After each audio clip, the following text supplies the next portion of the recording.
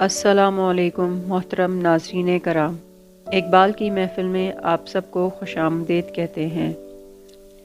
آج آپ کے لیے لائے ہیں علامہ اقبال کی نظم جنگ یرموک کا ایک واقعہ۔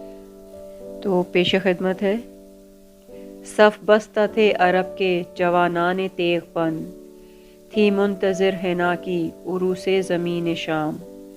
ایک نوجوان صورت سیماب مضطرب، آ کر ہوا امیر عساکر سے ہم کلام۔ اے ابو عبیدہ رخصت پیکار دے مجھے، لبریز ہو گیا میرے صبر و سکون کا جام۔ بے تاب ہو رہا ہوں فراق رسول میں، ایک دم کی زندگی بھی محبت میں ہے حرام۔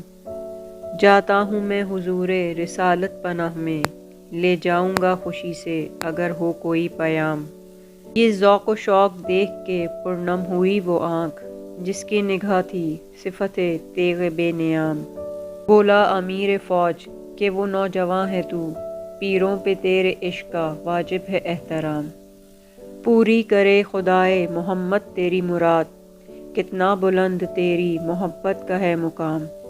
پہنچے جو بارگاہ رسول امی میں تو، کرنا یہ عرض میری طرف سے پس السلام۔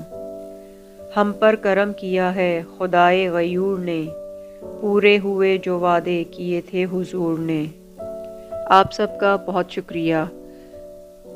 اپنا بہت خیال رکھیے گا۔ اللہ حافظ۔